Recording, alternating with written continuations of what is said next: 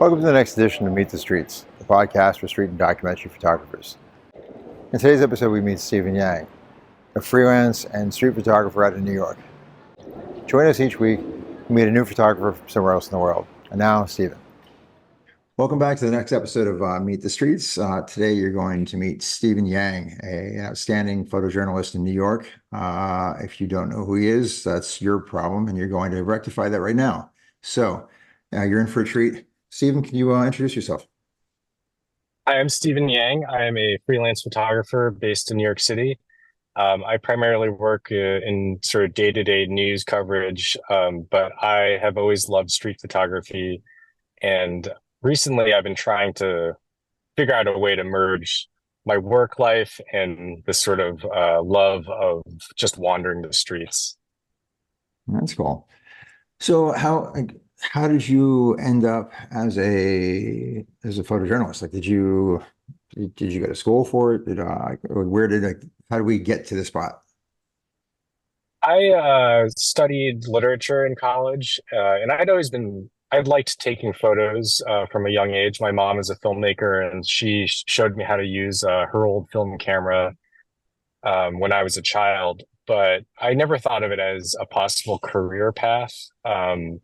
I ended up in China after college, and I was started out freelancing. I had this really boring day job, sitting at a desk all day, and I had access to this digital camera. And up until then, I had never shot digital before, so I was able to learn a little bit about how that camera worked.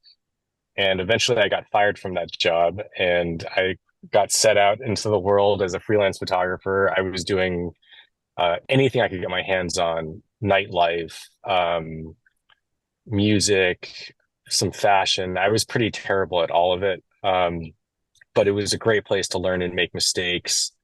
And eventually I ended up as a PA on a TV show, like a reality television show. My job was to like Hmm. charge the batteries and, swap out the memory cards and that kind of stuff. Yeah. And I was assisting this camera guy, and he turned out to be a photojournalist. And one day we were sitting on a break, and he was showing me on his iPhone, which at the time I think it was like 2007. So it was like the first iPhone. I was so amazed, and he was showing me his work. And that was the first time I saw what I wanted to do, right? I had always loved like geometry and this kind of like patterns and whatnot. And his photos had this magical way of combining architecture and the physical world with human beings and a storyline. And that was the first time I thought, oh man, this is what I want to do. And I became his assistant. And I followed him around, carrying his equipment, and he helped me get my first assignment in China, and lent me his 200 2.8, to shoot a press conference. And that was where I got my first few assignments, was in Shanghai. That's cool. And then Um, when did you come back here? So I remember having this conversation I was shooting for Bloomberg News out there, and I remember having this conversation with the editor. I was like, hey, like, I really appreciate you giving me some work out here, but I want to move back to New York. I'm getting kind of tired of living this expat life. And the guy said, listen, I can introduce you to the New York editor, but you're a fucking idiot. And I was like, why? And he was like, well, you're going to go back to New York, and you're going to be one of 1,000. You're one of three people we have all in all of China right now. Like, and Oh, I didn't really understand what that meant, but I knew that I was homesick and I wanted to go back to New York. And so I went back, and I got in touch with the New York editor, and they were pretty nice to me. They gave me a few assignments here and there, but I was super green. Like I didn't know how to be a journalist. I didn't know yeah. how to work a scene. I didn't know how to, really kind of push that next level. And, I think everyone who becomes a photographer, I think, has a certain level of talent.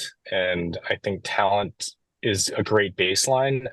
But in the end, like I had to put in like a lot of time and effort into like learning how to progress to that next level, because the competition in New York is really tough.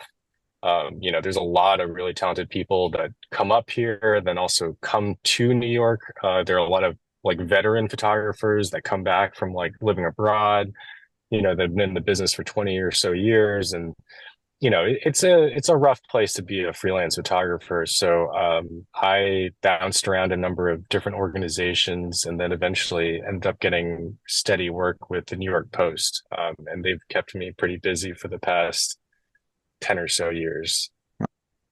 That's cool. So that's your gig is totally photography. Correct. Yeah, and Excellent. Yeah. and I've tried like various other things. I was really into shooting food for a while, so I got some private clients, restaurants, shooting food. I worked for a little bit for Zagat when that was around, and they were trying to digitize. I tried my hand at weddings, and things like that, events. But journalism, for better or worse, has been the majority of my time. It's interesting because I look back at it all depends on how you look at your life. I reflect on it sometimes going, wow, look at all the time I've wasted. But I was not altruistic, or I thought I was. But when I was a younger photographer, all I wanted to be was shooting famous people, making a lot of money, and I didn't want fashion at all. Because again, I found out quickly you have to actually care about fashion to be a good fashion photographer. Nobody who's ever known me would ever believe for a second I care about fashion. I've never put that face on even for a moment. So that once like the 3 seconds that I played with that thought, that went away. It was all good, but I look back and like, wow, I could, like, I guess the stuff I shot was meaningful to the people I shot it for. But you try to think about, I look at, say, a photojournalist who you run out and potentially you could take an image or a series of images, shoot a story over a long period of time that could actually mean something and move a mass of people versus, again, it's nice to make a small group like a family or an individual happy here and there. There's a lot to be said for that. But the idea of being able to go out there and actually potentially have like an effect on a large group to get change underway. Because we've seen photographs historically was where I say the Vietnam War. Basically, everybody remembers two photographs. There's a lot of really good photographs that came out of it. I can think of Don McCullen, but Don McCullen's isn't the one that did it. It was uh, Eddie Adams and I can't believe how am I forgetting his name right Um, now? Nick, Nick, yeah, Nick. So Nick got and those two photographs that those two men took like changed the whole course of the American uh, outlook on the war. Not a wedding photographer, not a corporate guy walking around doing grip and grins and not like that. It was these guys who did something. They went on and did other things, but actually Nick is still I think Nick is still shooting. I Uh, think that's right. uh, but it's yeah. Again, there's a lot. The profession is woefully underpaid, woefully. It's overworked and underpaid. And again, you hope at least that overwork is at least you get some pay. But what you guys make is just nowhere near what you're worth. And I think back, it's good. Yeah, I have a lot of respect for the business. Half the time I think back, that was I wasted my good years that I could have been doing, helping out, and I'm just happy that everything worked out anyway. I get to I get to talk to people. Yeah, So I think that's really great advice too. I think that, like you said about fashion, I also felt that way where I was like, oh, maybe I should go into fashion because that's where the money is, or like commercial photography. And I still have dalliances with it, but I think for any profession, you kind of have to love what it is. You have to love the process, you have to love thinking about it because there's always going to be someone who can outwork you, and if you're not willing to really live in that world, it gets hard to stay competitive, I think. And for me, photojournalism is about people. I like people. I like hanging out with people. I like observing people. And I don't always love engaging with them, and that's sort of a separate thread that we can go down. But I think that you have to have a certain amount of curiosity of people. And to me, the very basic distinction is: do you like to tell people what to do, or do you like to observe them? And the people who like to tell people what to do and to construct a vision, those people become filmmakers or fashion photographers. You know, they have more creative control and they have a vision for how they want things to look. And then there's the other people who are more, you know, like me, where I just want to see how things unfold. And I can go long stretches of time without talking to anyone. And I think ultimately journalism, for me at least, is about observing humans in different environments. And because I didn't come from a journalism background, I wasn't necessarily imbued with that same sense of purpose that I think a lot of my peers have. You know, I've seen some incredible photographers, you know, that really have a sense of duty. And I think that that's a beautiful thing too, that even though it's not really what drives me, I totally see the utility of people going and doing these deep dives and into whatever it is and really exposing something, and being that kind of truth teller and amplifying a story for the world. For me, I'm a little more caught into the day-to-day like news cycle, you know, so I I prefer actually the parameters of the day-to-day news cycle. Like I love the you have to go here, you have to get a shot. You may only have 2 seconds. This guy's going to tell you can't do it, you know, like you're going to get jostled around. Like I love the sport of that, you know, the limited time frame and like you got to just keep on going. And it's probably because I have like ADD or, you know, something like I have a hard time focusing on something for more than a day. Right. So do you like with that in mind, do you do any kind of long-term projects? Because again, I find that's one of the things that's kind of difficult to uh I've had many thoughts and just not really pulled the trigger on too many of them because it takes a lot of focus. Never mind the pun, was with the to stick with something for a really long period of time. I have never really been good at doing the long-term project. And it took me many years to even accept that.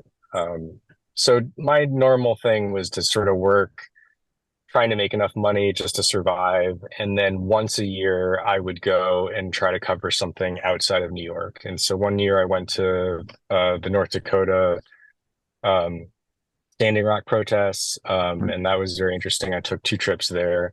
And then one year I went to Hong Kong and covered the protests there. And it tended to be a lot of protest work.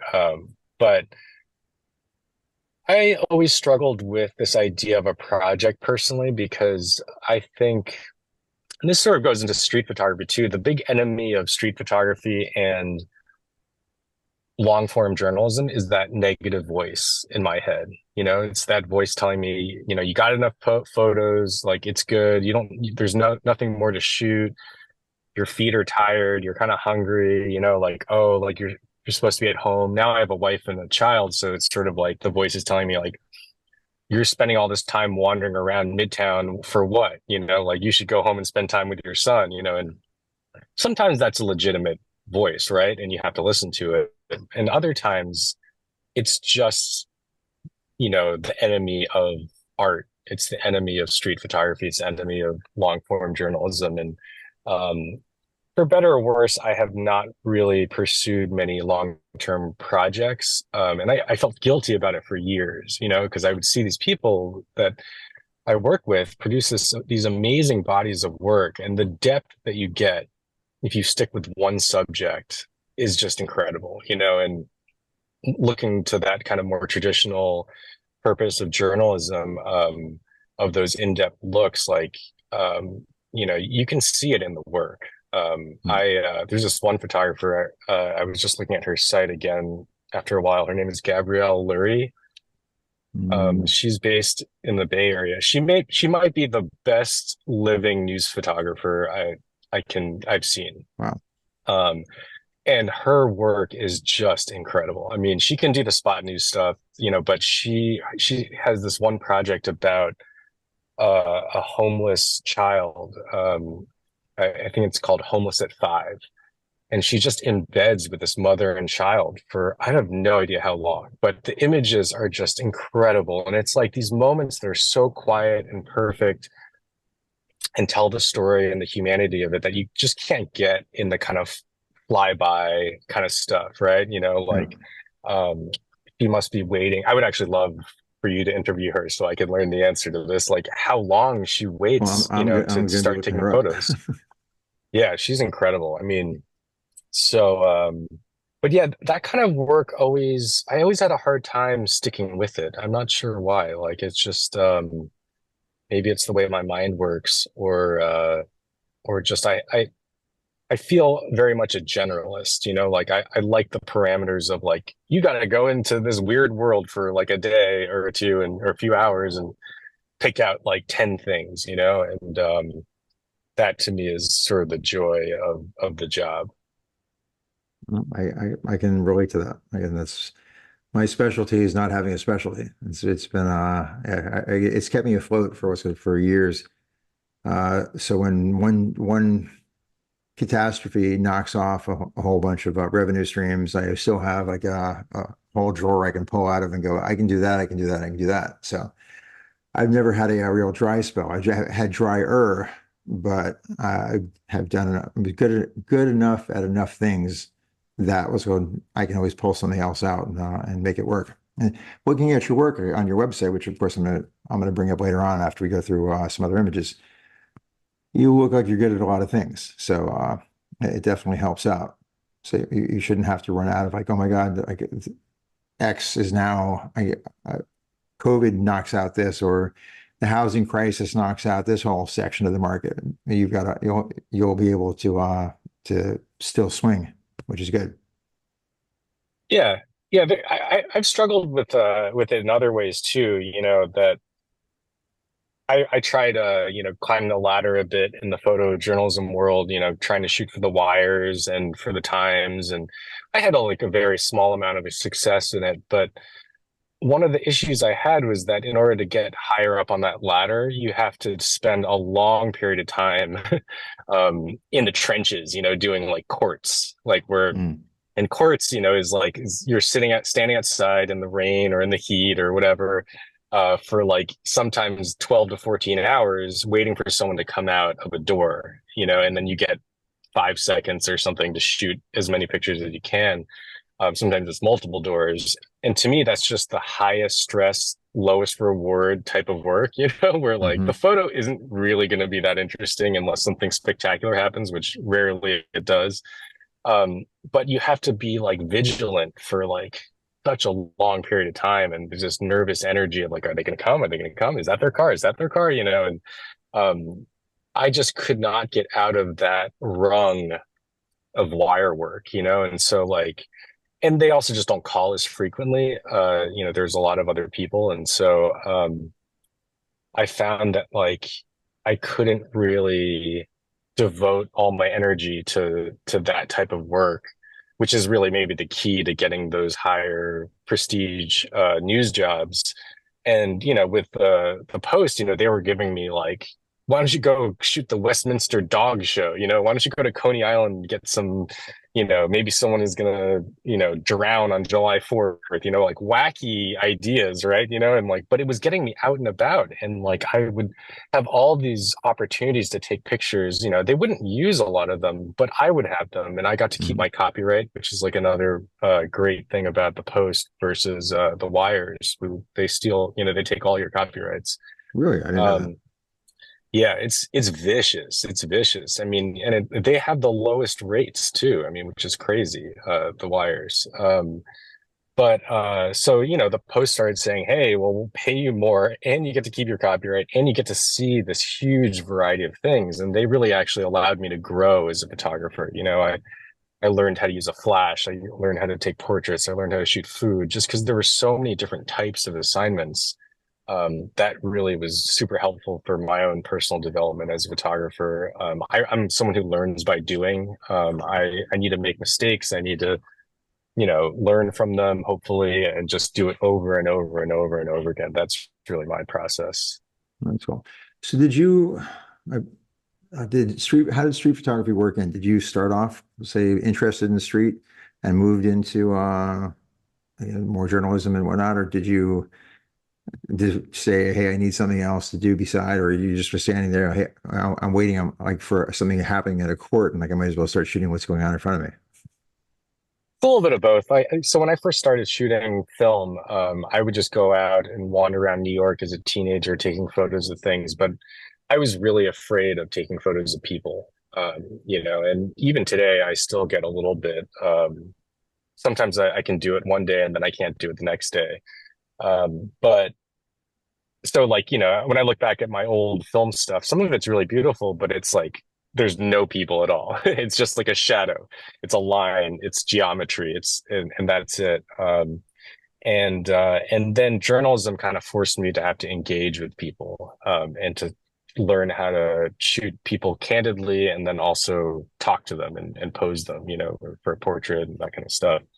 Um, and so my street photography, I guess, evolved from that. So I was always interested in the geometry. Then I started adding people a little bit. And then I started just to get out of my shell. I started to do these things where I'd go out and just like try to shoot random people on the street, like try to get 10 people to agree to a street portrait. And so, and I was shocked actually at how many people said yes. It's like 9 out of 10 or something will say yes. And I'm always thinking like they don't want to be bothered, like, it's weird. But most people are actually, I think, interested in being noticed. They want someone, and like I had innocent motives, right? Like I would just say, you're interesting looking, which was true. Like, and so I think people responded well to that. And then street photography became something I did in between assignments. I picked up a Fuji X100S when that came out. No, I And it got had that camera. That was one of my favorite cameras of all time. Yeah, so I mean that camera really changed the way I thought about things because like first of all, it started to outperform my 5D Mark III, which it was kind of weird. Like I remember shooting it side by side and I was like, wait a second, the Fuji files are actually kind of better than this full frame, professional camera. So I started to carry it around and I would just shoot in between things. And then it started to like march its way into like my actual work.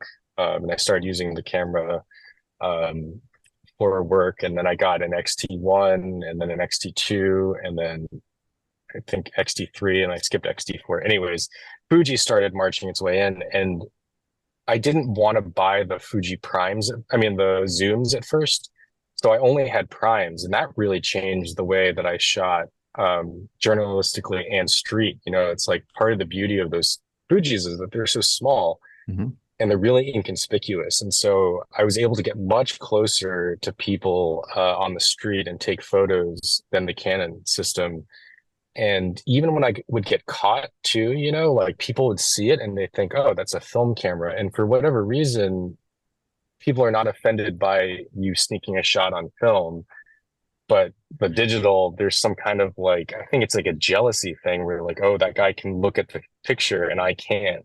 But with a film camera, they feel no one can look at the picture. And so therefore it's not really um, an offensive thing or something. That's my theory at least. But, and then I guess the street photography started to become more of a real passion where I would go out really looking for street photos. And I started consuming more street photos. And actually, to this day, I prefer looking at street photography than journalism. Like I get enough journalism at work. When I'm at home looking for my Instagram, I love street photographers, like consuming that kind of work where it's just these little poetic moments that don't necessarily need to tell a story, like and I think that's one of the powerful things about photography versus video, which I'm kind of dipping my toes into a little bit.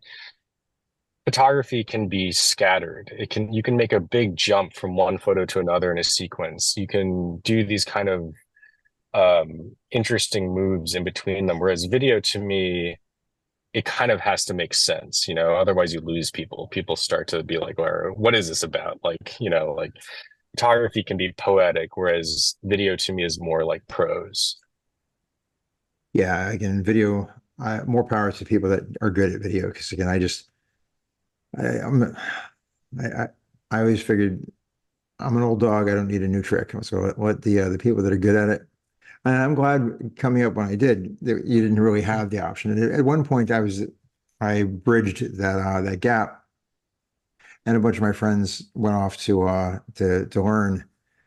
And right now, I'm going to hold my ground. I'm just going to sit there and everybody, because it seems like everybody, if your camera will shoot video, and nowadays pretty much they all do, somebody thinks that it's as easy as just, okay, you hit this button, suddenly you're a video camera. They don't recognize there's a whole mind shift that has to take place, and the way it works is so different. And they just think, oh, if you can do one, you can do them both, and I'm going to pay you for one. I'm going to pay you because you're a single individual. I don't care how many jobs you do for me. While you're breathing that day, I'm paying you for one. Totally. Yeah, I mean, it's funny that the technology converged, and that's why people now assume that one is interchangeable with the other. But that's really a disservice to both filmmakers and to photographers. Yeah. Like, it really is a specialized skill, and I've known very few people who are excellent in both. Maybe they're good in one and excellent in the other, but it's very hard to find someone who can kill it in both. Yeah. Yeah. It's just the idea that how, well, again, how, say, newspapers or whatever client wants you to do the most with the least, and they're willing to pay, you do twice as much for me, and I will cut your salary by only this much. Otherwise, I'm going to throw. Again, I think it was the Chicago Sun years ago canned their entire photo department at one point, and I was reading across the board where different papers were starting to teach their journalists how to use their phones for photos and video. I'm like, I can't even believe this is a thing, but it's where we're at, and so people are just trying to hold on and learn as many tricks as they can just to get a single paycheck, which they used to have. They have a photographer for one thing, a video guy for another thing. So again, the writer goes out and that's three different things. Now they want one guy to do all three sometimes. Yeah, and like I have mixed feelings about that too, because obviously I have an interest in newspapers and news organizations wanting artistic, nuanced work, that may be specific to a photographer and not a reporter with a cell phone. But at the same time, I think we all have to recognize that news has a wide, I don't know, how do I say this? News is more flexible with the quality than Mhm. say something like a commercial photo. And so, if someone is closest to the action and they only have a cell phone, that photo can be worth more than someone with a professional grade camera and 20 years experience who gets there an hour later.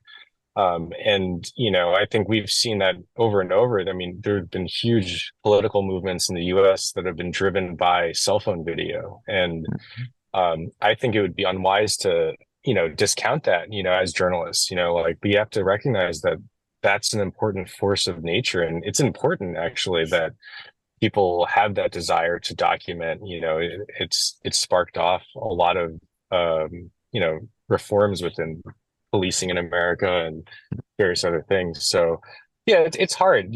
We have to try to roll with technology, and I'm like 10 years too late with video. I mean, I remember people telling me in like 2017 and stuff, being like, hey, it's not, uh, it's not if you shoot video, it's like, you got to do it. Like you just have to learn because that's where everything is headed. And so now I'm starting to get into it because I finally have a camera system that I like the colors, I like the process a little bit more, but I feel very much behind the curve on that.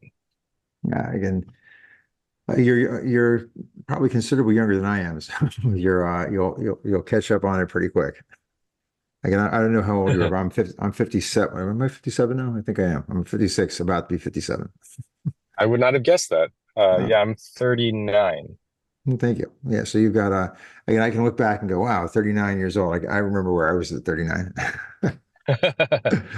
But Do you yeah, have can I ask you, yeah, like, of course. is it hard, like, for you to shoot in France, like street stuff? Because, like, part of what I find is, like, I really excel in New York because I can explain what I'm doing and I can kind of justify it and explain myself. And when I travel into countries where I don't speak the language, I find myself just like, oh man, I don't even really want to shoot this because it's like it may lead to an uncomfortable conversation. I won't be able to explain. Like, is it hard for you in Paris, or do you speak French well enough? My French is horrible. So I rarely interact. So it's a matter of like, I don't do a ton of street portraits. When I do a street portrait, then I, the universal language, I walk up, I smile.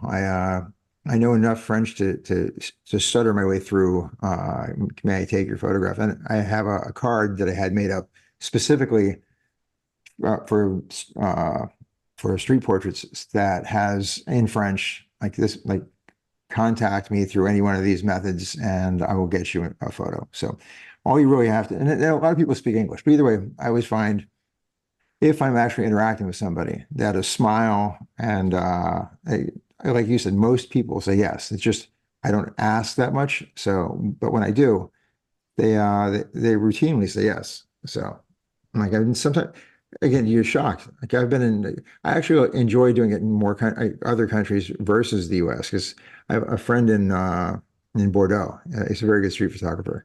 He hates shooting in France. And because he's like, I'm just another guy in France. I'm just another French guy with a camera. He goes, but when he goes to New York, he's a kid in a candy store because he can speak English moderately well, not great, but he has this cool French accent. And so people just open up and they're like, cool, this French guy wants to take my picture. And so at the point when I'm learning when my French gets good enough to be conversational, I'm actually looking forward to maintaining. I don't think I have much of a choice, but I want to keep an accent because I don't want people to. Because if you sound if you're accentless in the foreign language of your choice, and you say something stupid, you just look stupid because they don't know that you're a foreigner. Where if you have a cool accent, then suddenly you're like, oh, well, of course, yeah. I'm sure it's just a thing, a problem with the language, and you get just, I think, a bit more latitude, and people, it's like, yeah. So yeah, I don't seem to have any problems here so far, and then yeah, and I find it, like I said, easier to walk up to strangers that, again, I'm just a foreigner, and I'm smiling, and they don't have to understand why. So. Yeah, that's funny that you say that because I have my own experience living in China. My family is half Chinese, half Korean, but I don't speak the language as I grew up here.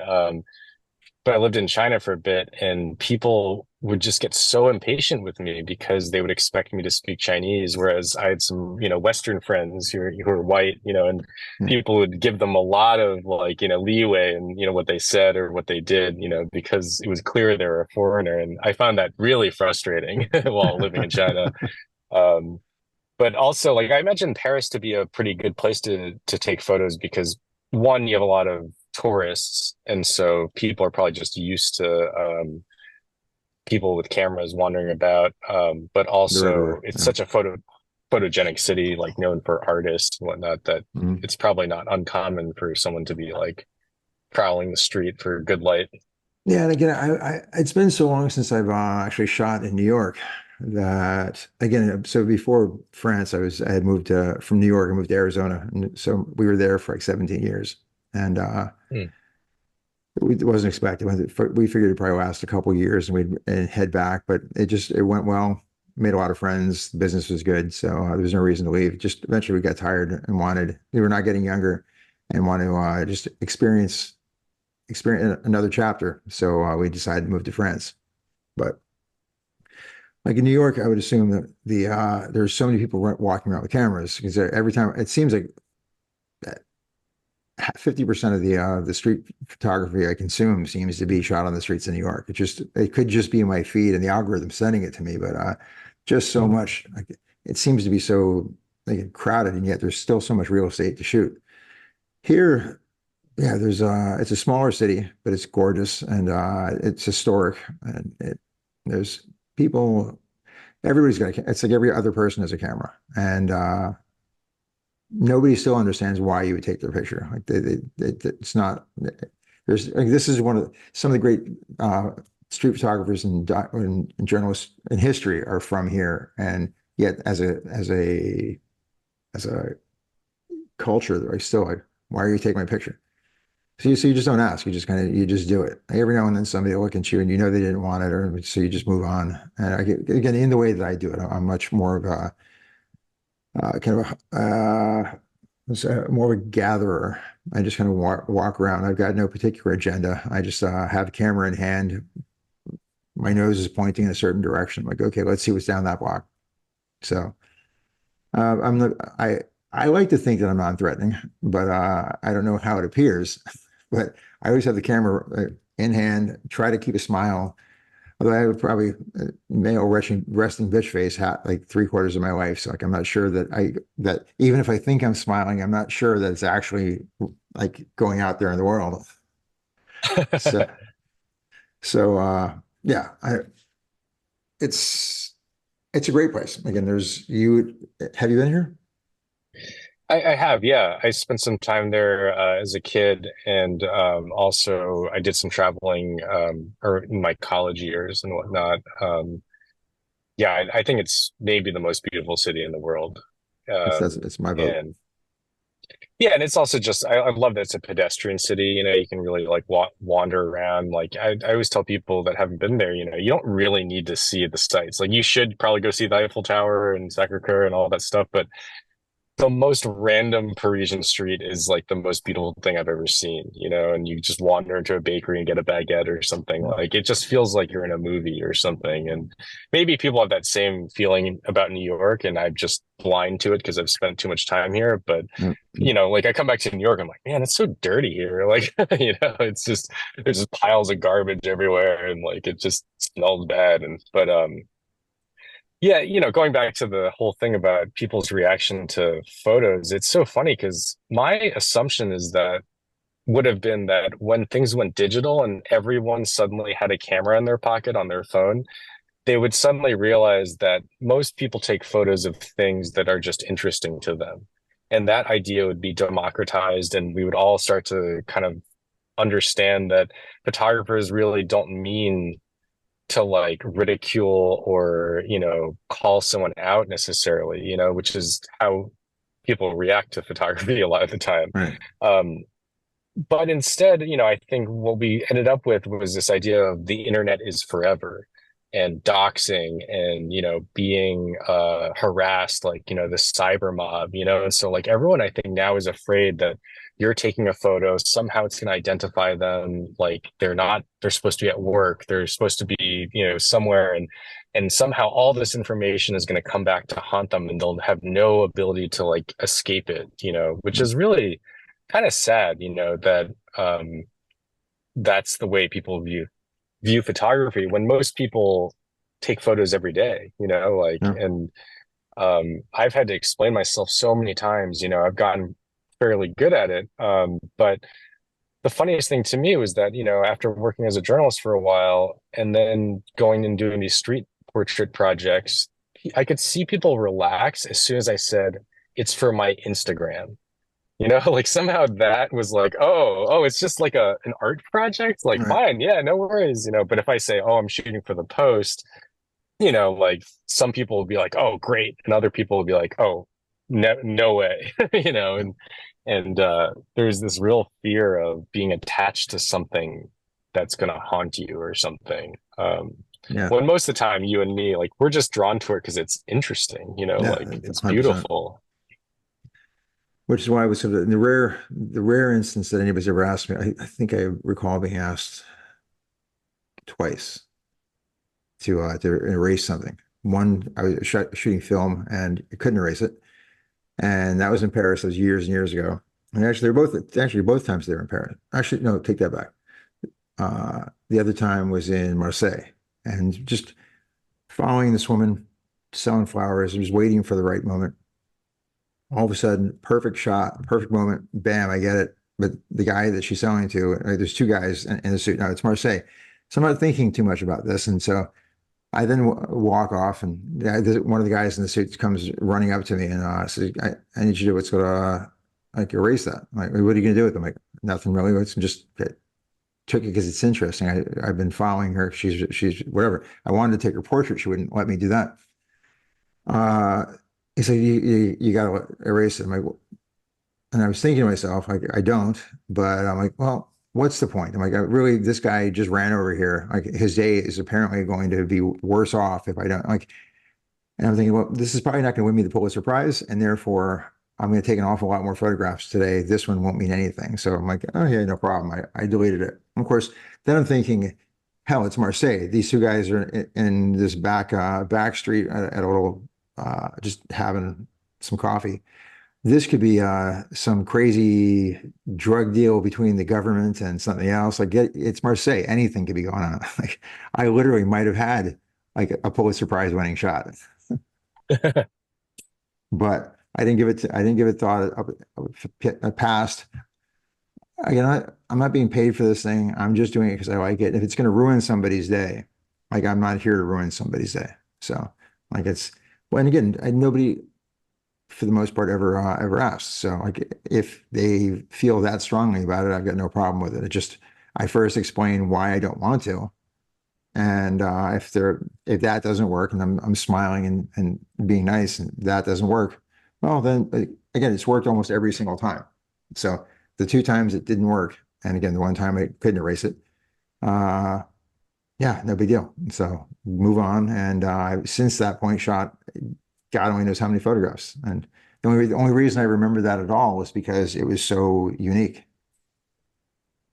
Yeah, I mean, I think that brings up a really interesting point about journalism and street photography, which is, where is that line? And I think what you just presented was a very reasonable stance to have, right? On in street photos, like why make this person's life harder than it has to be? Like and why antagonize this person or whatnot, and I think it's tricky sometimes because I think there's a perception of a problem and there's actually a problem, and sometimes it's not clear which one it is, and people think that the photo is somehow going to be damaging to them when it's not, and do we respect their wish when they just have the perception of that? Or do we, explain what's going on and that it's just like a moment, that it really doesn't have anything to do with getting them in trouble or whatnot? And in America, we have this First Amendment right, which guarantees the ability to photograph in public. And in fact,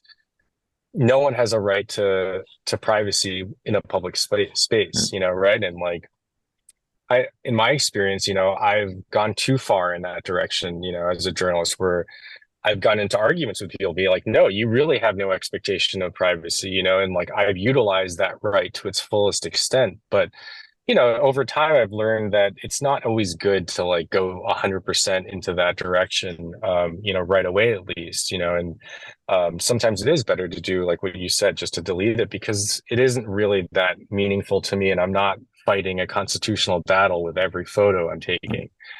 But like it does still bother me, this kind of perception of consent, right?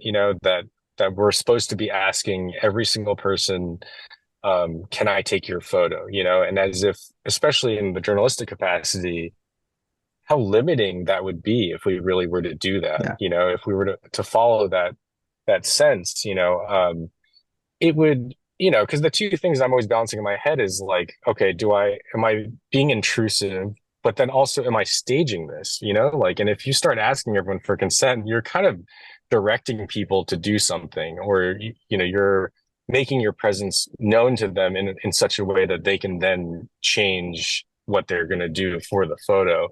And I think it's hard to play that balance off, at times, because in my view, you do want to see it unadulterated. You do want to see.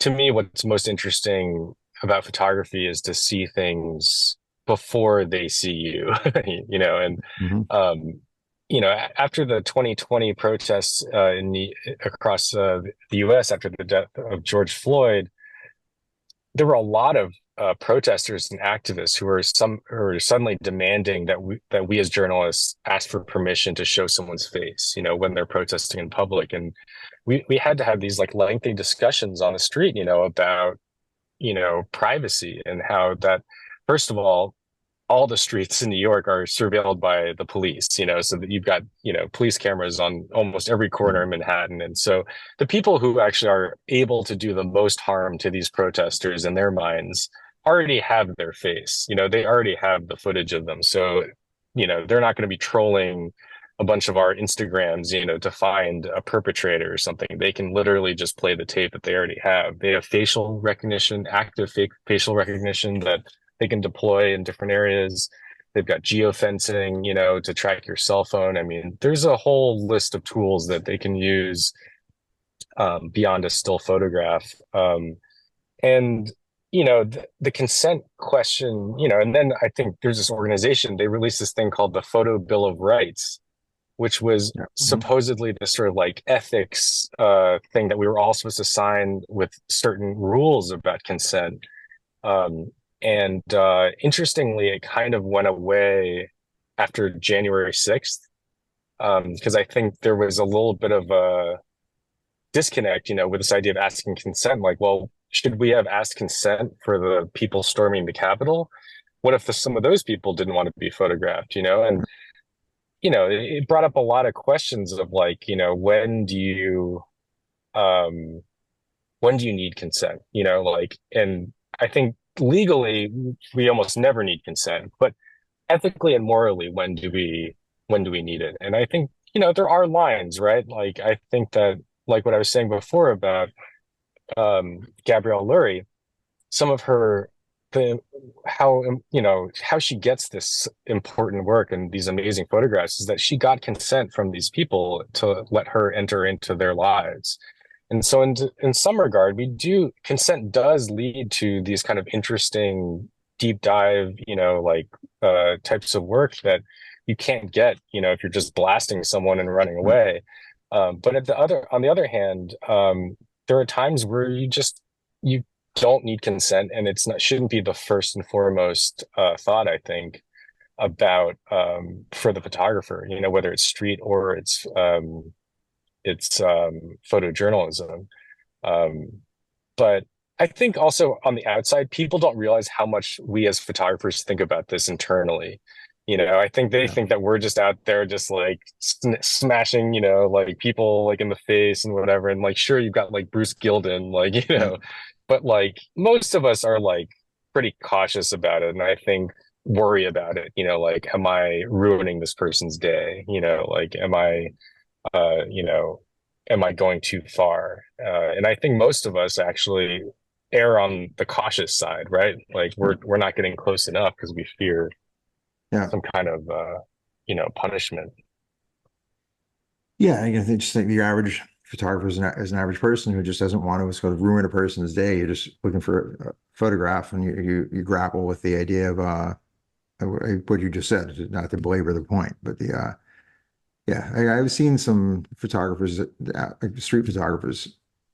I mean, just the whole idea of street photography. We do it because we love it. It's not, you're not getting rich off street photography.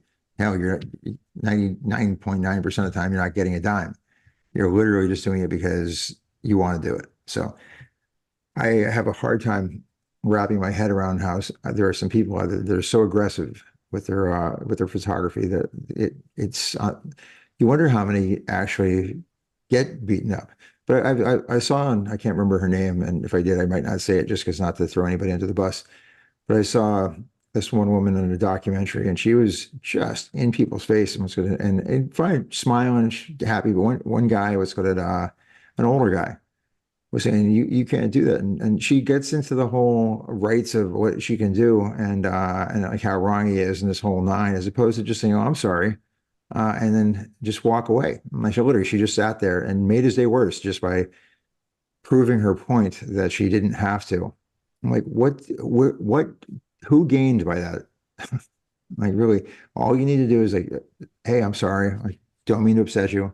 Worst comes at the absolute worst, you delete it. But most likely, you just go, hey, sorry. Have a nice day. I'm out of here. And then that's that. Boom, you're gone. They go, what was that about? Then they go back on to the rest of their day. Instead, being a part of a documentary and having everybody else either illegally, 100% she's right. But really, like, who wins? Like that didn't seem like that was going to be the shot that set her career off, and now suddenly she's a rich street photographer.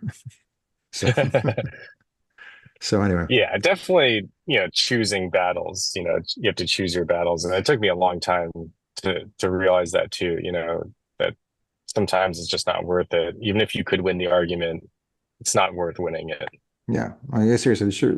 And that took me again, I'm in the second half of my 50s, and it took me a long time to recognize that just because I have an argument and I can win an argument or want to try, like, there's just sometimes I need to just back off. I'm like it took me years, way too long, like to learn that. Like I just enjoy arguing, and there's still plenty of people I know that will attest to that fact. But again, I like to think that I'm at this point smarter. It took me way too long, and luckily I lived to be here. But you just like so, yeah. Again, I pick the like you said, pick the battle. Just who needs that shot? Like, again, this isn't what's called the Eddie Adams shot. Like it's like that shot. Again, that one. There, you want to speak ethics in photography, and does a photograph tell a story? Or it tells a story, but does it tell no photograph tells the truth, the full story? That the Eddie Adams shot, Sure. and he had been quoted many times afterwards. If he had known what that would have stirred up, he would have never taken the shot because he actually sided with the guy who pulled the trigger because he Mm. knew what led up to that moment, and the picture doesn't tell you. And so yeah, so anyway, the you can't think half the time, especially in a situation like that when you're out doing your job versus your street photography. You just have to sometimes you just have to take the shot. Like you don't have, like you said, you don't have time to ask. And if you ask and you get permission, what you're actually going to photograph is probably gone. So Yeah, and I think also maybe what the layperson may not understand too is that there are two stages to it. There's the taking the photo, and then there's the editing process. And I think, in my journalism work, I'll sometimes take the photo and then not send it, because it's either disingenuous, it's not really what happened, or it just isn't really adding anything. And so there's another opportunity to undo the photo, afterwards. And then for me, at least for street photography, I think the bar is even higher because it's not really tied to a story. And so, yeah. like, I have to think about, like, well, is this really, what am I doing this for? Am I taking this photo of this person because it's interesting, or is it mean spirited or whatnot? And I have to kind of justify it to myself before putting it on my Instagram or, onto my website or something. So I'm realizing that I could talk to you all day, and I haven't shown a single image yet. Yeah, let's get this up. So again, I think the majority of what I get out of this, and I think people that watch these things through get out of it is the actual talking. But having a few pictures never hurt anybody, especially when two Sure. photographers are talking.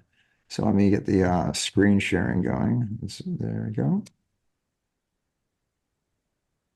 Down, uh,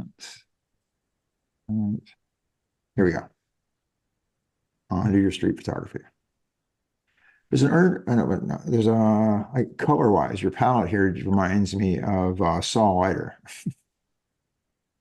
That's very Yeah. kind. I discovered Saul Leiter, well, fairly recently, and man, that guy really incredible work. I mean, I love his ability to abstract things, Mhm. ordinary things. Um, yeah, the other person too that seems so silly to, because I didn't come from a photo background. It took me a long time to look at Gordon Parks' work, and Oh my God, that he's guy, amazing. incredible. I mean, talk about versatility. Yeah. That guy, he could shoot anything. I mean, it was really very, very well rounded as a photographer. Yeah, and then what's good, he made movies. He composed he was an author. He was a composer. Again, he did, I think, at least two movies, Shaft and I forget his first one was uh, something Tree. I was just reading about him today. Again, again, I love the guy. I can't think of that first movie, but anyway, well, yeah, you should know. Everybody should know Gordon Parks. Yeah, So really. what's I going on? actually followed. Oh, go on. No, no, no, go ahead. Go ahead. I was gonna say, it's kind of sad to say this, but the reason why I started really looking at his work was because of just of Instagram. I started following his archive, and they post like a really nice variety of his work, so each day it's something different, and that really allowed me to learn, about his versatility. Because I, of course, knew his famous photos, but to All right. see all the other photos is really just incredible. Yeah. So what's going on here? This is a mannequin reflected in a window in Midtown, and this is probably more like my early work on film, where I was looking for something about the human condition, but I was too shy to talk to people and to photograph people. So I would look to geometry or reflections or inanimate objects to try to tell some sort of maybe it's to express an emotion, All and I think that's like a funny thing about street photography is that I'm looking for something, but I'm not sure what I'm looking for. And only later when I see the photo do I think like, oh, that's what I was looking for. Or man, I was in a bad mood that day because I was just completely attracted to misery, like, and I just want misery over and over and over again, and then other days I'm looking for more, um, you know, curiosity and happenstance. But I will say, I think there are many more shades of misery than there are of happiness. And like that was like one of the things I had trouble with like wedding photography. It's like right. it's so much happiness, but it all to me looked like the same level of happiness. And misery and is like a lot more nuanced in my opinion. I love that. Cool. So part of what I like about street photography too is just these kind of intimate private moments in public and people taking breaks, people lost in thought. And New York is such a great city for that because we share so much space with each other, and so you really get to see people in these little moments to themselves, lost in the space time continuum. So yeah, this makes me think again, which I've said a number of times, that again, I like I prefer like, photographs that leave me questioning. Like, we have to go like why. Whereas in journalism, the it's usually the photo is giving you an answer. Where it seems that in a lot of street photography, it's posing a question. And That's a great distinction. the this I'm pretty sure I know where that is. Yeah. Yeah. This is an example, I think, of kind of journalism and street photography kind of coinciding, where I was sent to shoot the holiday windows, and it was actually kind of challenging to get the exposure right for both the window and the people. And it's like basically in order to get that shot of people enjoying the window, you have to be like pressed right up against the glass with like a wide angle, which I don't really like doing. Mhm. And then you don't really see most of the holiday window. You're either choosing the person or the window. And then so I was like, okay, I'll shoot it from behind. But then in this moment, it didn't. You get no sense of joy, and I think that to me was more interesting. That these people are kind of just sort of mindlessly looking at this thing, and I like Yeah. those moments where it's sort of like there's a little bit of dissonance between what's expected and what's actually happening. Right. Again, they almost like they're part of the whole thing. Oh yeah, I didn't think about that. Yeah, so again, by them just being shaped, so I like the fact you captured some shadow detail. Uh, yes, you can't see, you can see totally what's going on the inside, but yeah, you have no idea what you're just Although I guess what you could do, again, since this is you have to fill in the blanks, I'm sure most people will probably look at this and project what their reaction was to the same type of situation when they were that age. So again, Totally. versus showing exactly what's going with the kid. Again, a nice reaction shot of the kid's never a bad thing, but you can't do that and show what she's reacting to in this situation. Yeah. Um, so again, obviously a very common sight in New York. But what I'm not used to them, what's it called, like covering their face with a Bible that I don't recognize. Yeah. This is some kind of religious proselytizer, I guess, coming out to spread the word. But she was actually in the process of saying, "Don't take my photo." And one, like, I don't really understand this whole thing where like you come to a busy place in Midtown with a speaker and you start shouting into it. People are going to come and look at you. Like that's part of the Yeah, deal. And so I don't know why suddenly a photo is not allowed when clearly you're seeking attention. But again, I wasn't gonna like get into an argument with her, and I figured it was okay because she happened to have a book in front of her face. yeah, no, So I was that's kind of yeah, abiding by her wishes in a weird way. exactly. And again, actually that makes the shot. So by because she's holding that book in front of her face, and the Yeah, strange angle of her hand, it almost looks like she's asking you to kiss her ring, but she doesn't have a ring. that's funny. Yeah, uh, a funny side story about people not wanting their photos taken. Sometimes at court, they're coming out and they don't want their photo taken, and they'll start giving the press the finger, which is like hilarious because it actually makes the photo a more interesting dynamic photo with like a middle finger in it. Like Hmm. I think it's completely backfiring in their what they want to what they want. Sorry, with the red ties in on her shirt, and a scene that we hope in one way or another that most of us can relate to. Oh, Yeah. what happened? All right. There's something I haven't seen in a long time. I mean, obviously, if I still lived in New York, I would see it all the time. But this is crazy.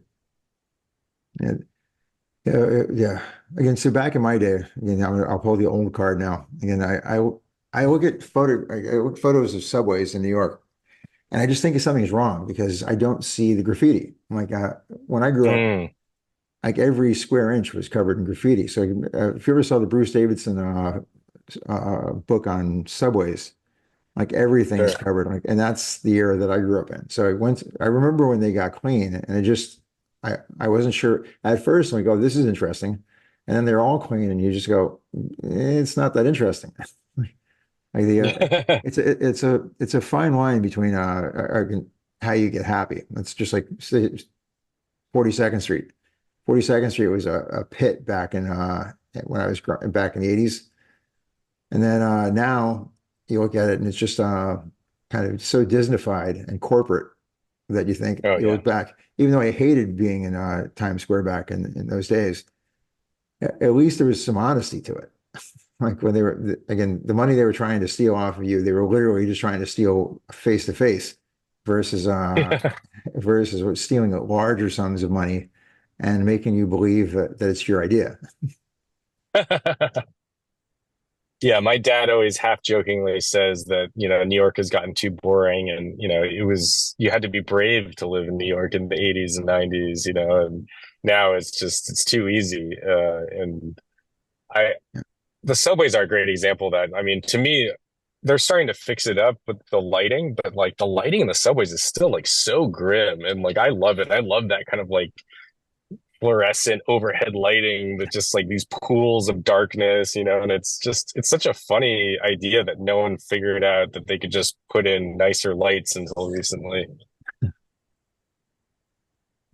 As a shot, beautiful light, and assume lonely.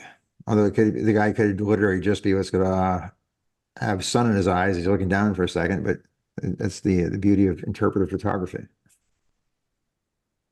Yeah, I definitely feel drawn towards loneliness in photography. I think it's the quietness of photos in general, and that the guy in the morning light was another kind of gift of this job where I'm just out all the time. I think they start us off sometimes just listening to police scanners, looking for breaking news.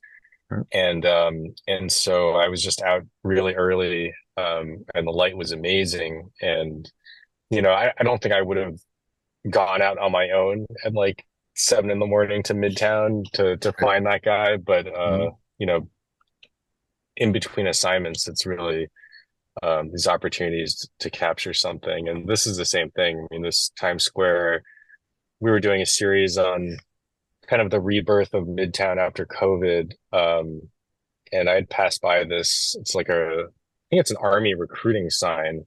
Um, I'd probably passed by it thousands of times. And sometimes it's just about being in the right place at the right time. And it was dusk or maybe evening, and the flags were reflected on the cars. And um, I love that about street photography. Just like you never know what you're gonna get, and sometimes like I'll make a left instead of a right, and then find something. And on the good days, like I can keep on going and just keep on having that hope that something interesting is gonna happen, something that I haven't seen yet. Mhm. And then on the bad days, it just it's hard to have that persistence. I really think it's like juju. Well, like some days I have the juju, sometimes I don't, and I have no idea what it is, like how Yeah, to right. control that. 100%. But Yeah. yeah, Yeah, but I think the good thing is to recognize that you can't have it every day. Like nobody's got it every day, and it's the idea that was again, and this is where Instagram things come into to mess things up because you look at how whoever you follow, you're like, oh, you just see all this good work, right? Bam, bam, bam. Like, oh, they're constantly on. No, it's curated. They've only shown you a certain thing. You have no idea. Again, when they could be pulling from the past, they could be pulling from now, like, whatever. And not every, totally. you can't be on 100% of the time because even if you think you are, the world might not be throwing stuff your way. So like everything has to line up. And so the idea was that yeah, once you get accepting that you're not going to be shooting, you're not, it's not gold every shot, and that someday I live in Paris. I don't. Some days I don't. Well, I don't think it's every day I don't fire at least one or two. But there's plenty of days I don't get anything I like. I'm like, damn, I Mm. mean, it's the prettiest city in the world, and with tons of people, lots of opportunity, and I doesn't mean that every day was I'm feeling it. So Honestly, I was getting really down on New York City until I started going to Midtown over and over again. And Midtown became my muse. And it was actually a musician, my friend Greg Mendez, who's also a good photographer. He told me one day, he was like, "Hey, let's go to Times Square and take pictures," because I think he was feeling a little shy, and he realized that going to Times Square, everyone's taking photos, and so he could just fire away. And so that really planted this little seed in my head of like, oh, Midtown, and I started going over and over. And Midtown is just like really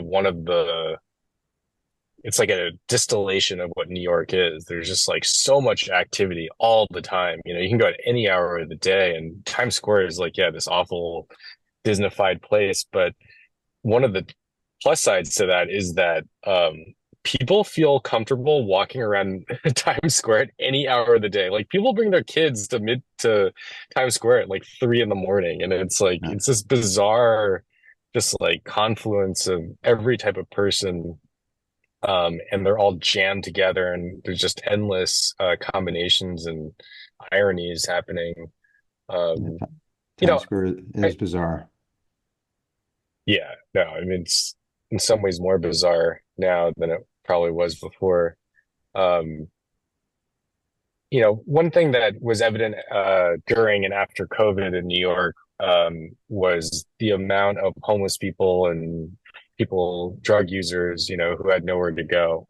And there was suddenly a huge population of these people like wandering around Midtown, and um, it became part of the focus, of my work journalistically in street. And the previous photo of the people embracing, Mhm. partly why I put that in there was, is that I started to also need to show normal people as well, quote unquote normal, I guess. Mhm. Like I didn't want to focus solely on misery and insanity and addiction, and like, and I think that's part of my process, it's like I'll go too far in one direction and then I have to like rein myself back in and focus on something else. And it felt both a little predatory to just go after people who have no other choice than to be on the street, but also not the full story of what New York is. Um, and one example of that is that I did this series on a heroin addict who let me follow him around for a day, and it turned out he was a used to be a firefighter, and it ended up being an article. But part of the reason why I went up to him was that I just felt like I'd taken too many photos of people like strung out on the street, like it was, I wasn't approaching anyone, and like, and I was well within my rights to take those photos of people, shooting up on 8th Avenue, but there was something else missing, right? Like I needed to give them an opportunity to explain what was going on. And it ended up paying off because I got this insight into this guy's life that was far more interesting than just a needle in an arm, Right. and it was a reminder to me, to try to actually engage, and I don't think you have to engage every time. Like, I think it'll lead to a similar dead end, a different kind of dead end maybe. But to try to mix it up, has been helpful to me. Like, sometimes stopping and talking to people, sometimes just Right. wandering around on my own. It's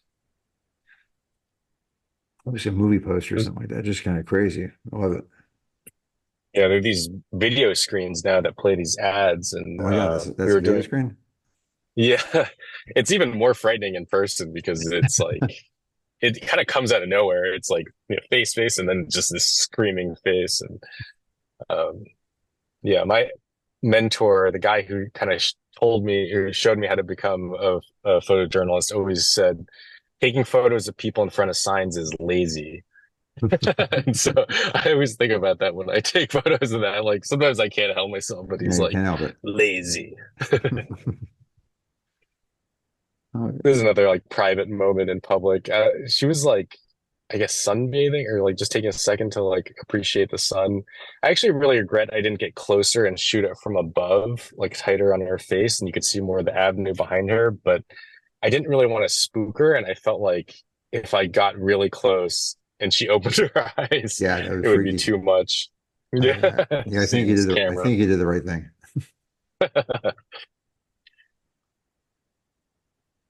Yes.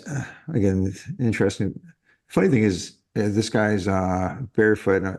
He's obviously not homeless. That was when I was younger. I used to love being barefoot. I was the only barefoot person with a great home life in the Bronx that I knew of. But and that was only periodically. But seeing a guy dressed like that, barefoot and on a stoop in Manhattan, doesn't. It tells you, it says like something's up with this. What any idea Yeah, what the does it just kind of grabbed you and you shot it, or was there a story? like it's funny that I've been thinking about what you said before about how street photography asks a question and journalism provides an answer. And that's a really interesting way of thinking about it. And now I kind of wish I did engage with this guy and sort of seen what his deal was. This church, I believe, uh, either does some homeless services or it's also nearby a methadone clinic on 39th Street and 8th Avenue that there's a fairly steady flow of disheveled looking people kind of wandering around. So I'm not actually sure what is going on here, but Hmm. it definitely grabbed my eye that he was seemingly like a businessman, like Yeah. when I first saw him, I actually didn't even really see that he was shoeless. Like I kind of just was attracted to this kind of like business guy who's having a bad day or something. And then afterwards, I mean, after I walked by, I realized that he didn't have any shoes on, but um, I do not know what the full story Hmm. is.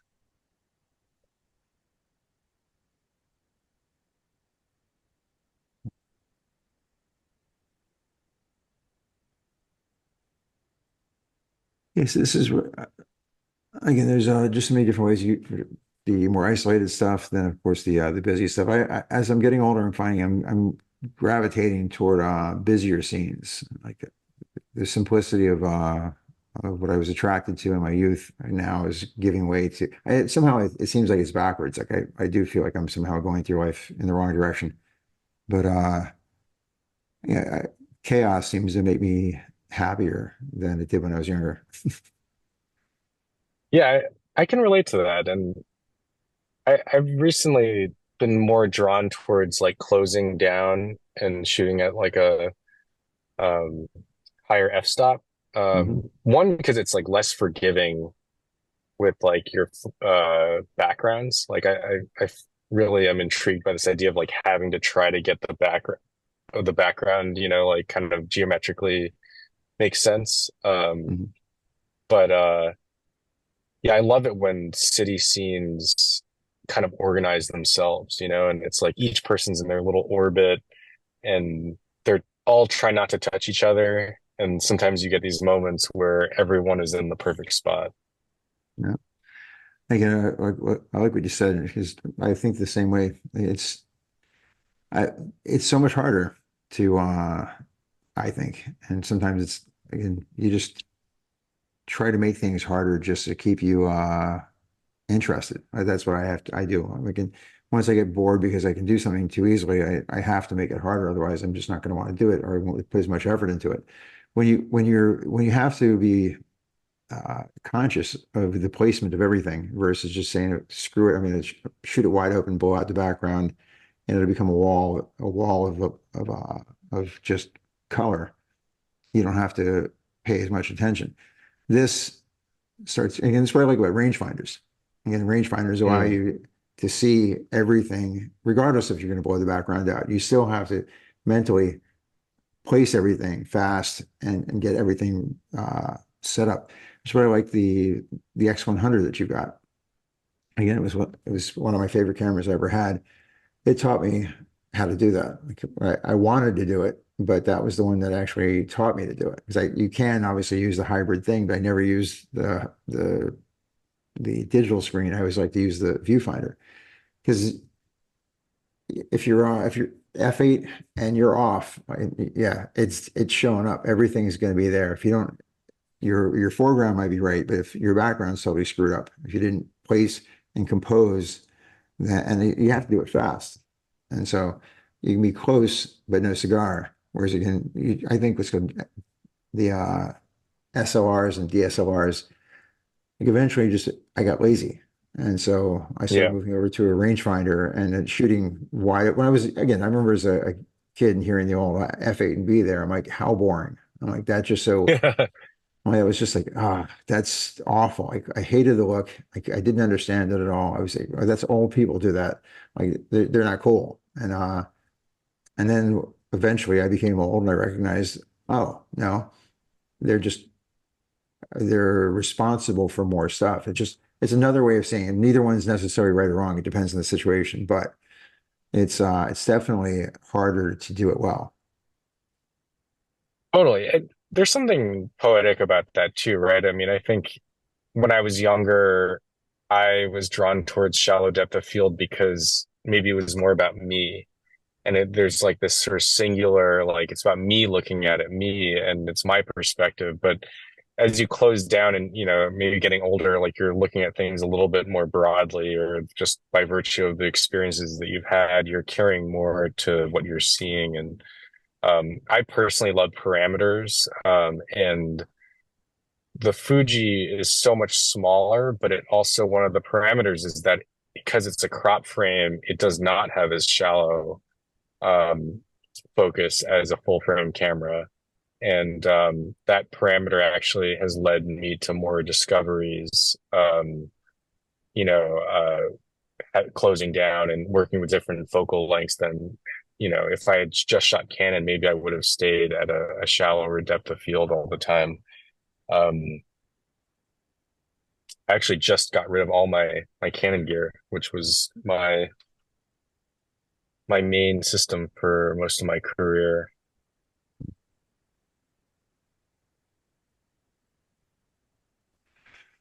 Yeah, but Yeah, I think one of the real beauties of New York is that you see people in so many varieties of situations, like to me, like the subway is actually like one of the most democratic institutions because you get to see so many different types of people all doing very normal things, and like there's been a lot of tension in New York recently, with the Israel-Palestine protests and like people, I think, kind of seeing each other in one dimension, and I think what drew me to this photo is like it's such a normal thing. Like I think the only reason why it's an interesting photo is because she has a different style of clothing, than we're used to. mhm. And so like there's this contrast between like something as normal as picking up a pizza, but like somehow it becomes interesting because of what she's wearing. But And again, interesting, especially thinking in New York, having lived there the majority of my life. It's again, it should be the great melting pot. But the funny thing about New York is that it's not. Like you've got parts of Manhattan that are kind of the melting pot, but really New York is a whole. Like you almost think of New York like a carton of eggs.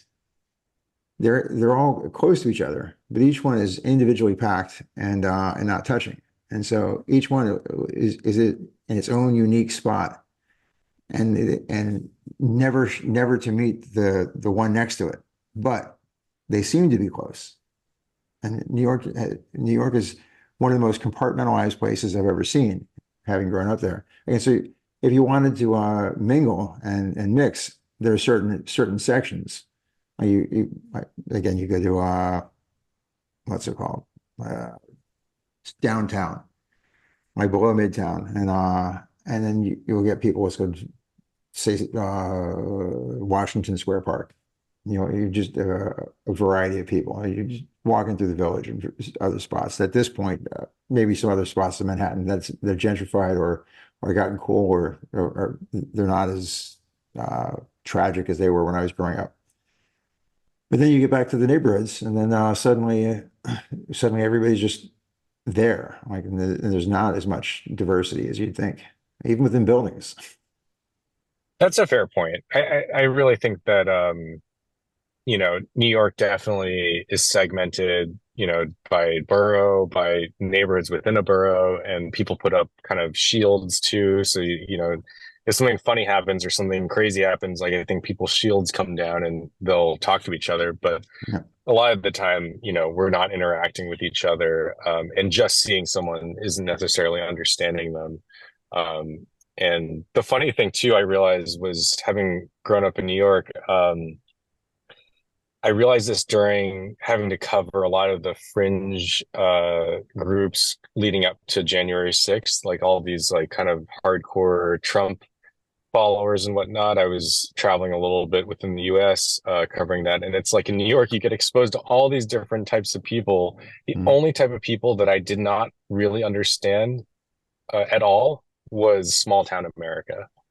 And I suddenly got thrust into small town America and I started interacting with these people. And it to me felt like entering a foreign land.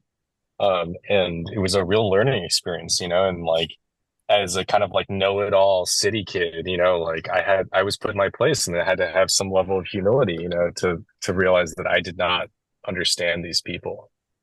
Mm.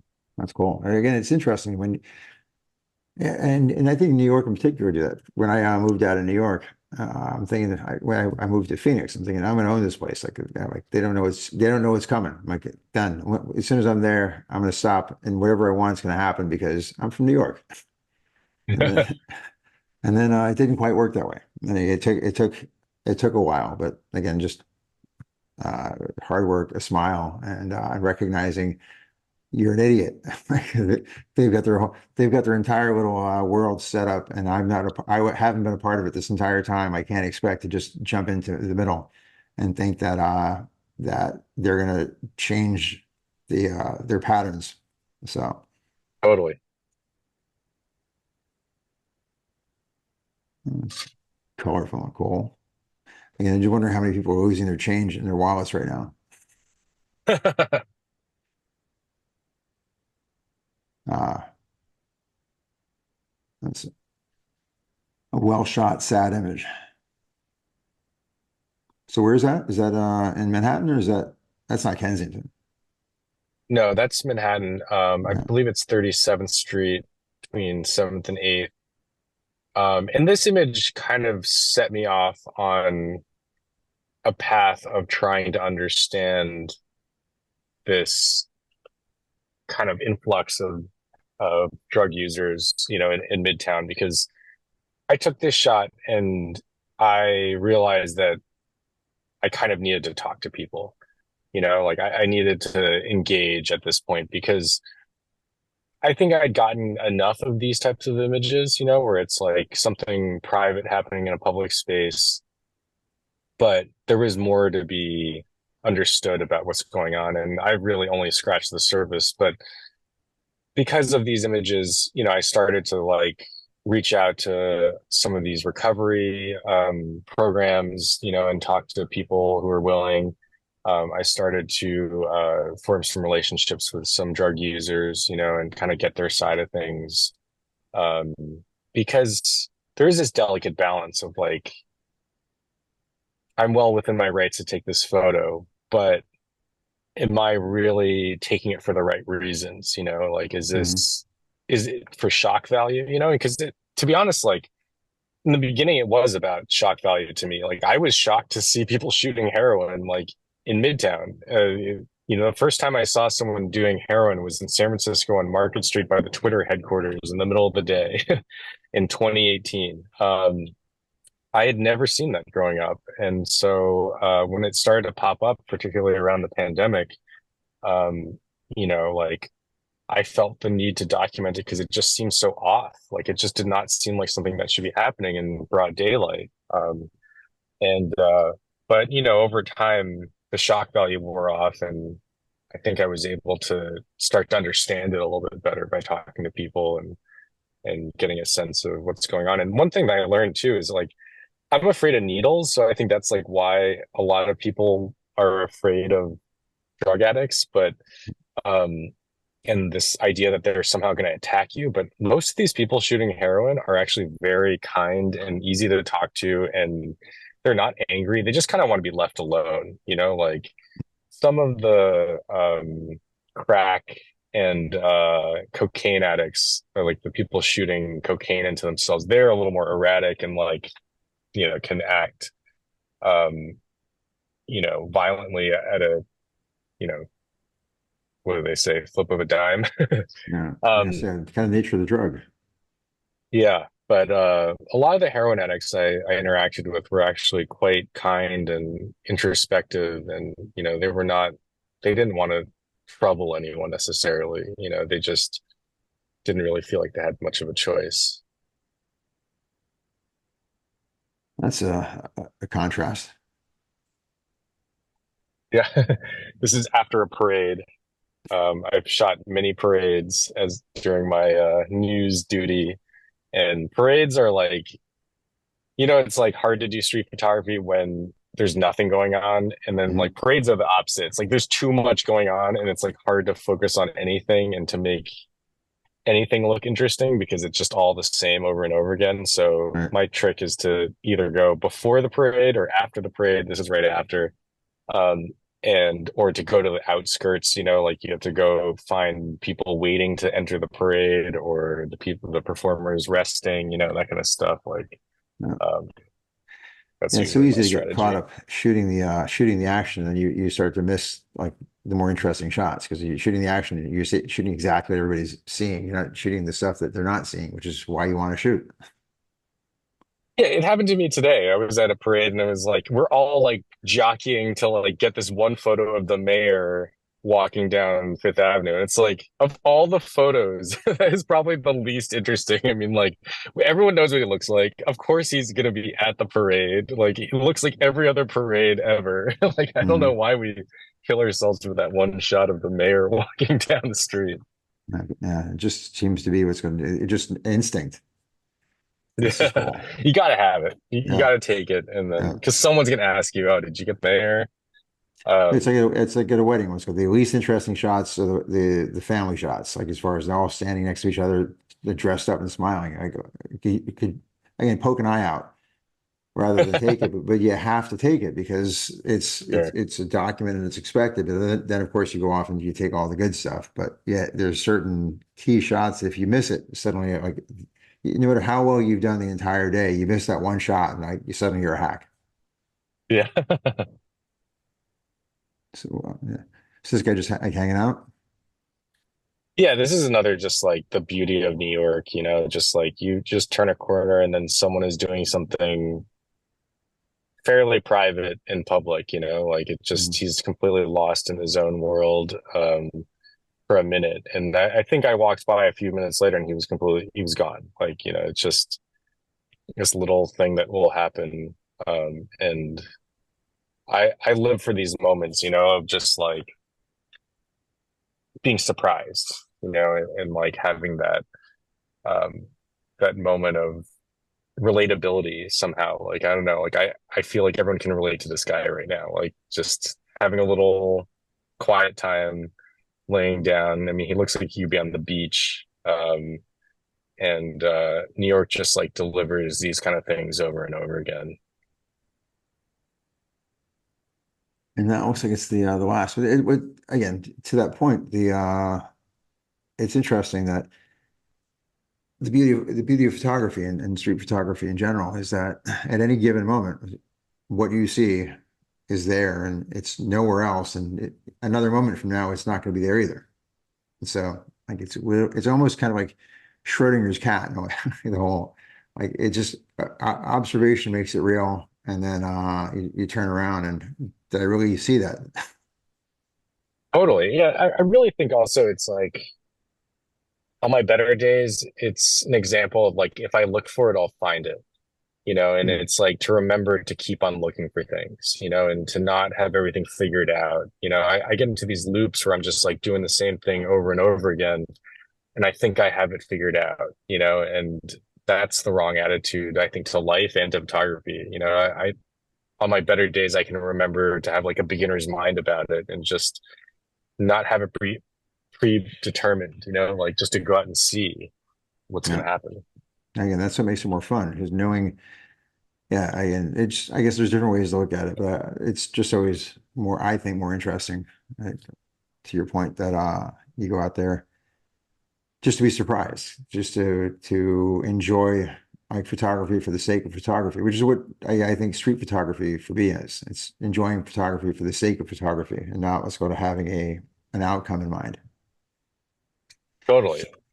Sorry, go ahead. Who's that guy who said, what is it? I photographed to see what the world looks like photographed. Is that Oh, Gary Winogrand? yeah, Gary Winogrand. I love that. Yeah, I love that. That's so simple and so to the point. Yeah. And it's again, I wish I knew the guy. I mean, he just seemed like, and again, he's as typical New Yorker as you're gonna get. And like he just, yeah. Whenever I watch, I've got a documentary that I watch occasionally that he's in. I love listening to him. It kind of brings me back home. Like if I'm missing New York, I can just listen to him speak. I rarely ever actually miss New York these days because it's again, I was there for long enough. But the funny thing is going back to New York, I used to think that whenever I go back, whether it was for business or see friends, I'm gonna call up a bunch of people. We're gonna go out. We're gonna hang out. Thing is like old times. As soon as the wheels hit down in JFK, my pulse started racing. My blood pressure seemed to go up. I'm like, okay. I'm like, okay, when can I get out of here? I said, I don't think I don't think I'm going to call all these people. As a matter of fact, I don't think I might call one, and then hopefully they don't tell anybody that I didn't call the rest of them. And then yeah, it's just like I mean to do it, but then something about New York just brought my blood pressure back up, and I'm like, okay, this might be why I'm not here anymore. And I loved growing up there. I'm very very happy and proud to say I still tell everybody I'm a New Yorker, even though I haven't at this point lived there since 2005. But it just kind of it's you can take again from the Bronx. You can take the guy out of the Bronx, but you can't take the Bronx out of the guy. Yeah. And anyway, enough of that. So for those of you who are still watching here, the this is Steven's website. So you can see early on we mentioned what a versatile photographer is. So not only is he introspective, interesting, and just seemingly an all-around nice guy, but he's also very well-rounded in his subject matter. He doesn't seem to have any real weak points. So I definitely recommend going to his website. Oh, look at this.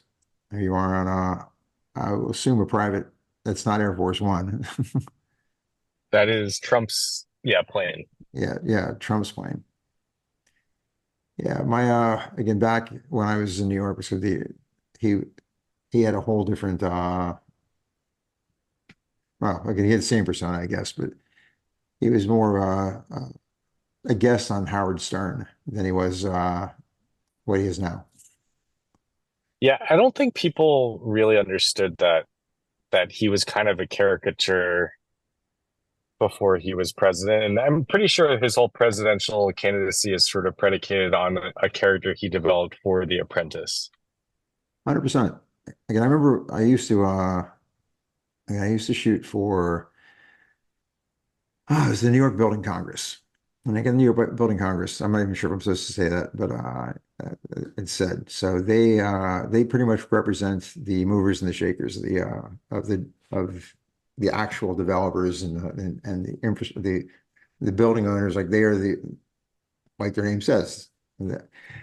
Never once, and I shot for them for years. Never once did I hear his name brought up. Never once did I see Mhm. him at a meeting. Never once was he at an award ceremony. Never once was he even hinted at. And this is the time when he was supposed to be was called the King of New York.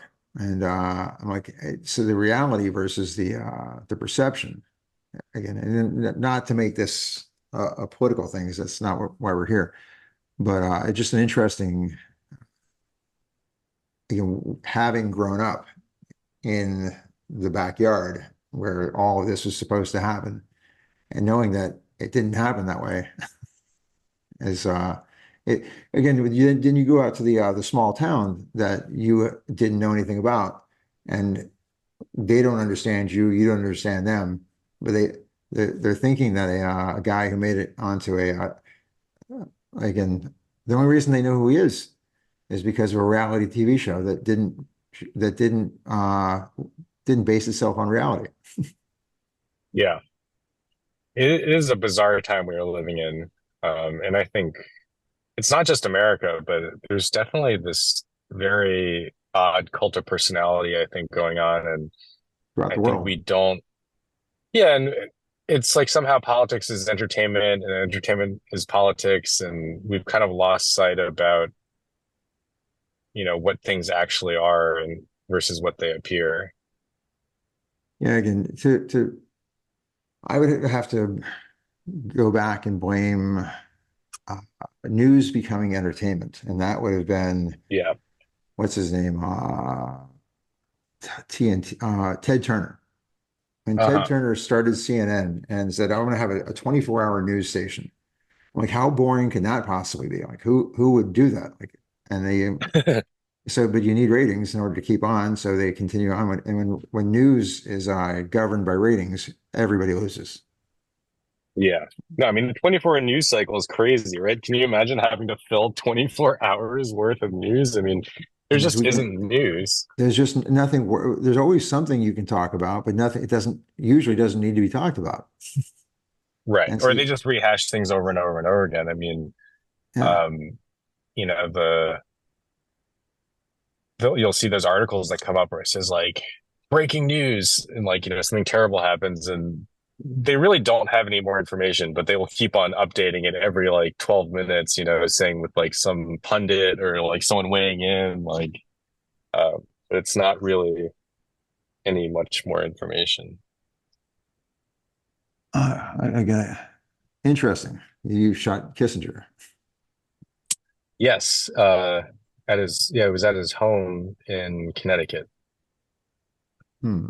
And of course, I'm wondering how many people at this point in time know who Kissinger is. So obviously, there's still a few people, but yeah, just let me click on one more topic here just to show. Yeah, you do a lot and you do it well. Thank you. I love to eat and I like to cook. So food was a natural progression for me. And I've been grateful for all the different types of food assignments I've gotten. It's always a pleasure to go and see a restaurant and how they do things. Well, before I say goodbye, I'm going to show everybody. So his Instagram handle is The West is Blue. Check it out. And I think I will stop this right there, the share, and say thank you so much for your time. Again, I'm sure it's what you were like, oh, let's spend this long. Let's go just chatting with some guy I haven't met. But thank you No, for I doing that. appreciate the opportunity and the interest in my work. It's an honor to be on your show, and I really enjoyed watching the other episode. I look forward to looking at more, and I appreciate you being flexible too. Like, dude, I have a 1 year old at home, and it's just like all my free time. Like, I have to justify it, like Mhm. So it I was hear you. really nice that you were cool with me doing it from my car, like after work. Yeah. Again, vice versa. I'm just appreciative that you were able to carve the time out for it. So like again, I'm not. There's no reason for me to be any more rigid than if I've got the time. Cool. Yeah, it's good. I have two daughters, what's called, who were both 1 year old at one point. So Yeah, yeah, how old are they? 19 and 17. Oh Yeah. wow, amazing. Are they in Paris as well, or? Yep. One is in the other room, and the other one's going to get home from work. She So got a cool. job not too far from here, so she'll be coming home soon, and then tomorrow prepare, and then on Tuesday, the young one and I are going out to Italy. So it's a Oh beautiful wow, thing about here is amazing. like you can go like going to Italy is like going to Jersey. It's Yeah. Yeah, you so could drive for like 8 hours in New York and still be in New York State. You just like yeah. Yeah. So again, Europe's cool in the fact because you're in that same roughly the landmass of the US, maybe even a bit smaller. You're going as opposed to state, you're going country to country, and everything changes so much. It's just again, it's just amazing. It's a great experience, which is one of the reasons we used to always travel with the kids, and then the kids, when we got to the point where we wanted to move, they're like, let's move to Paris because it was their favorite city. yeah, man, I'm jealous, man. That's such a cool place to live. It's really Yeah. top like, three cities in the world, maybe. I'm loving it. But again, everybody's got their own thing. So I'm sure there's plenty of Parisians that are like, why would you move here? And then it's like wherever you are, it's like you always want to be someplace else. So like Yeah. at the moment, I don't want to be anyplace else. Like I can see one day it's having some spot and others, but I want to see as much as possible. Like that's the hard part about being in one spot and but having a wandering spirit. Like Yeah. my wife and I years ago bought a place in Mexico. And because we loved it down in Playa del Carmen back before it got really, I don't know, I haven't been there in years, but it was fairly small at the time. It was gorgeous, and I loved it because it wasn't Cancun, it wasn't crazy. So we bought a place, and we're going to come back here all the time. And it didn't sink in until again long after the check cleared. You're like, wait a second, that means we have to keep going back, and then which is a great thing to do, but that means we're not going someplace else. Like every time Right. we have to justify why we just bought this place, and now we can't justify going around the world, seeing different continents and different countries and different cultures. So eventually, we sold that place and got back to uh, doing what we did. We just go everywhere. So So awesome. that's kind of my way of looking at stuff. So anyway, Stephen, thank you so much. Again, apologize to the 1-year-old for me that I kept daddy away No, for no, so long. it worked perfectly. All right. So again, I hope to be able to meet you one day. And Yeah, same. last question. Have you been to Perpignan? No, that's Visa pour l'image. I mean, I know it's a city Yeah, too, yeah. but Yeah, no, but no, specifically for Visa Fromage. It's no, no, if you I've heard haven't of it been though. there, it's amazing. It's like Hmm. again, not Perpignan, which Perpignan is nice and all, but Visa Fromage is amazing. It's like the best show in the world. The Wow. and France has got a lot of good it's Mecca for photo shows. Like there's every like the best shows in the world think are all here. But if I could only go to one, it would be Visa Pour l'Image. And since you're a photojournalist, it's specifically you could probably write it off because it's specifically Yeah, related to your field. I would love to do that one day. And yeah, it's cool to hear that because I it's been bouncing around in my head for many years, but I've never really pulled the trigger on it. But I would love to at some point. Trust me, it was good. When you can do it, you're not going to regret it at all. Yeah, at that point, you're just going to regret that you didn't go earlier, and you're going to try to figure out how you're going to go every year. Yeah, Yeah. that's awesome. So anyway, get home safe, and All right, thanks, man. great meeting you. Appreciate it. Yeah, nice to meet Pleasure. you. Talk to. Hopefully, I will keep following you, and I will see your work soon. Yeah, same. I'd like to say I'd see you soon, but obviously I'm not because we're continents away. All right. Digitally. Talk to you later. All right. All right. Bye.